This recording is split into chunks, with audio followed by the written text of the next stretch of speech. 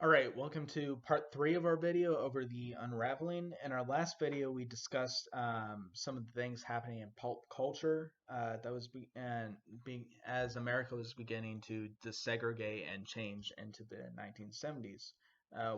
We see this happening, we see a massive backlash erupting with urban riots and continued economic inequality of African Americans in our country.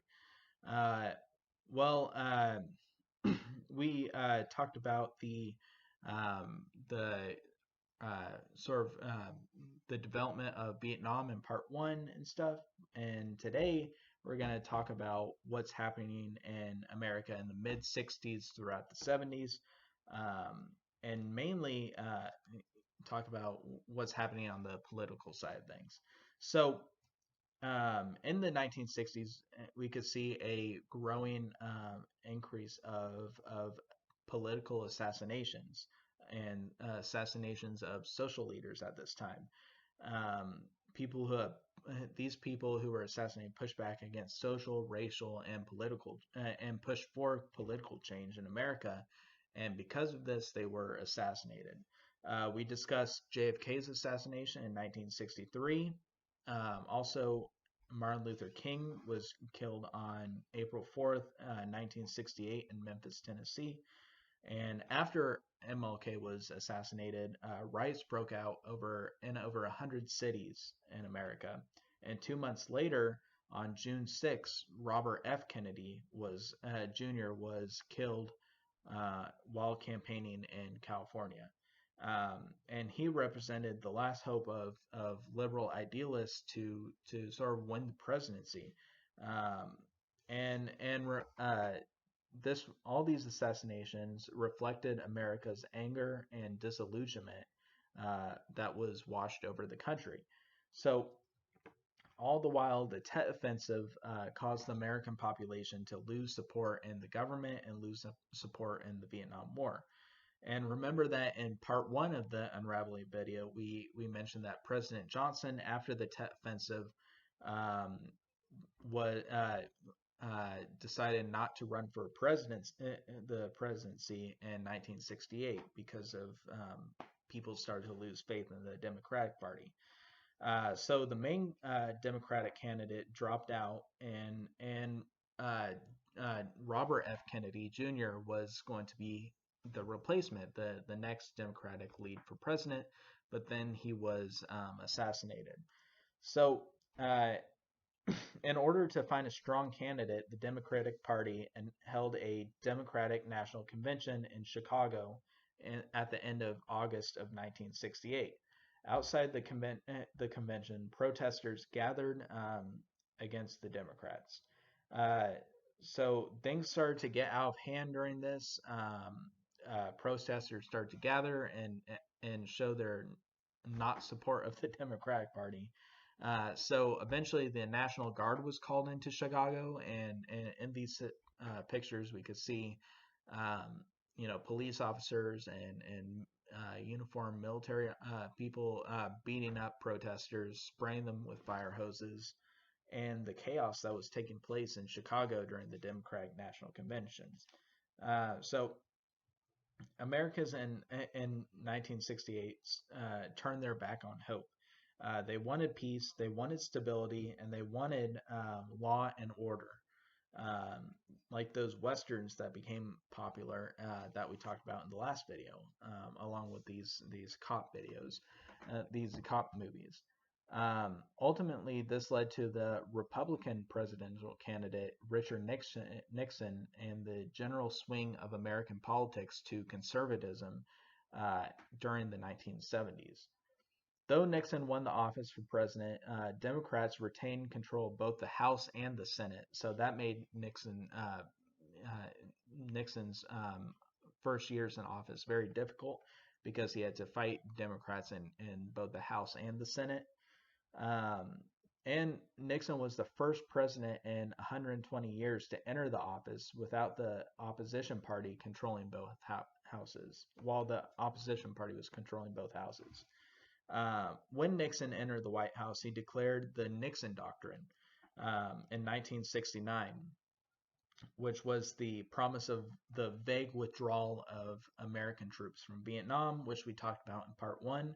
Also, the Nixon Doctrine proposed that America should no longer directly intervene militarily to prevent the spread of communism. Sort of like I mentioned in the first video, how America took a stance that they will support people against communism financially, but they will not offer direct military aid like before in Vietnam. Um, so this ramped up uh, things like the CIA supporting dictators and terrorists and other groups who aligned themselves with the United States against the Chinese and the Soviets who were communists. This resulted in the formation of U.S. funded terrorist groups and proxy wars in developing and decolonizing countries in the Middle East and Asia and Africa and South America. Also, instead of the previous strategy of competition and failure to compromise with the Soviet Union that Johnson and the presidents before practiced, Nixon decided to do the new strategy, which we talked about in our Cold War lecture a little bit, called détente. So détente is this policy of easing tensions during the Cold War. Um, so Nixon, for example, he became the first president to visit communist China in 1971, and he was the first president since Franklin Roosevelt to visit the Soviet Union in 1972. So instead of competing and going against the Soviet Union in every little thing, Nixon decided that the best way to end the Cold War is to, play nice with them, to have friendly relations with the other side and negotiate things. So Nixon, he sort of led this period in the Cold War called détente, and it's an easing of tensions. And because of this, we see the Strategic Arms Limitation Treaty, SALT, by 1973, and almost 30 years of Cold War tension and peaceful coexistence suddenly seem possible. But as we know, as we'll talk about in our later lectures, and as I mentioned in the general Cold War lecture video, that détente eventually came to end with Ronald Reagan. But we'll get into that in future video. So right now things are going well. Nixon's becoming a very popular president. He appealed to many conservative Americans as a guy who would bring law and order to America, especially at this time of chaos and uncertainty. So things were going pretty good for Nixon. He was getting popular. He was running for re-election. Um, and when in November of 1973, Nixon appeared on television to inform that Americans that energy had become a serious problem, that the United States was heading towards the most acute shortages of energy since World War II. Um, the previous month, Arab members of the Organization of the Petroleum Exporting Countries, or OPEC, as it's called, a cartel of the world's leading oil producers, embargoed oil exports to the United States in retaliation for American intervention in the Middle East. So OPEC, even today, it's led by large oil producing countries like Saudi Arabia, who largely own the majority of oil reserves in the world. So if OPEC decides not to send oil to the United States, that causes a huge problem. And this is exactly what they did in 1973, leading to the oil crisis of 1973. So the embargo launched the first U.S. energy crisis. By the end of 1973, the global price of oil had quadrupled. Drivers waited in line for hours to fill up their cars with gas. Individual gas stations were closed down because they just ran out of gas altogether. And American motorists worried that oil can run out at any moment. Now, the United States produces its own oil and stuff, right? But really, the vast majority of the oil that we consume as a country comes from abroad. So it was a huge deal that that OPEC decided to shut off its oil exports to the United States, and it really impacted our economy. Um, I mean, oil shortages there and the energy crisis is very real, and it was very scary for people at the time. I mean, even I remember there was an oil shortage once when I was like in middle school or something around the early 2010s. I think gas prices skyrocketed. There was some issue with oil imports, and they canceled our school for like a week because they couldn't fill up the buses with gas. Now, the oil shortage of 1973 had a vastly larger impact on the American people, and this uh, drastically hurt the economy for years to come. So much of our whole economy is driven by oil. So perhaps more importantly, it showed that small countries can have that have important resources can drastically impact our economy. Um, and the need for strategic oils like oil resources like oil is a big part of what drives our economy. And the thought of not having oil is a big deal. Not having oil, energy, or other critical resources freak out many Americans, um, and shows the world that we're vulnerable. So many Americans thought going into like the 50s and 60s that, oh, America's untouchable. It's the best economy in the world going out of World War II. Things are going great. Then we get Vietnam, which is a war where North Vietnamese secured a win against the United States military, which at the time was the largest military in the world. Also, with this oil crisis going on, we see that economically smaller countries can impact us as well. So it showed Americans that America was vulnerable and freaked a lot of people out. And this is a driving factor in the U.S. Economy today. I mean, thinking about the driving factor for the U.S. involvement in Desert Storm, Iraq, and the War on Terror, and across the Middle East and Afghanistan, Iraq, all those areas, that's been going on for over 2 decades. Um, that it's because a big factor of this is the fact that these countries have a lot of oil, and we need a lot of oil to run our country. So anyway, in 1974, OPEC dropped the embargo and resumed trade with the United States, but the economic damage at that point was already done. And it led to a economic recession in the 1970s. So with Vietnam and how the U.S. handled the oil crisis, and among other things with these like urban riots and everything, people started to have a growing distrust in the government. And no scandal did more to unravel public trust than Watergate. So on June 17th, 1972, 5 men were arrested inside the offices of the Democratic National Committee, the DNC, in the Watergate complex of downtown Washington, D.C. After being tipped off by a security guard, police found men attempting to install sophisticated bugging equipment in an office. One of those arrested was a former CIA employee, then working as a security aide for Nixon's administration committee in order to reelect the president.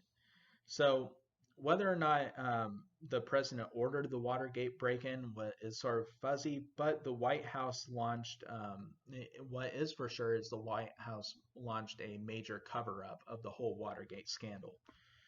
Nixon was recorded in his office saying that the DNC should be illegally wiretapped. And word of this got out, the administration officials ordered the CIA to halt the FBI investigation, and the Nixon administration paid hush money to the burglars and the White House aides involved. So this was a huge scandal, a massive cover up, and Nixon bribed and misused executive privileges to try to get out of his indictment. And in 1973, despite all this, Nixon was ended up being elected president. But in 19 he was reelected as president. But in 1974, after televised Senate hearings, he was ultimately voted in for impeachment. But before it went to the the impeachment. Whenever a president gets impeached, we've seen this in recent news. First, it goes to the Senate, and then it goes to the House. So in Nixon's case, the Senate convicted, right, and then it moved over to the House where they had a vote. But when it got to the House, Nixon's like, okay, I see how this is going, and in order to avoid going to prison and stuff and further humiliation, he decided to back out of the presidency, which makes him one the only president in U.S. history who's resigned from office, um, who uh, and Nixon fell out of Nixon fell out of the public life for a while. But another thing is Nixon never apologized either. He never apologized for this. Um, and Vice President Gerald Ford, he became the next president of the United States once Nixon resigned. And Ford, as he was sworn in as president, a month later he granted Nixon a full pardon. So Nixon never went to jail for this, but his political career was just over at this point. So after Nixon's impeachment, the vast percentage of Americans just lost trust in the government. Americans went from general prosperity and trust in the government to a period in the late 1960s and throughout the 70s where many Americans just lost all trust in the U.S. government. And it would take decades before this trust was rebuilt again.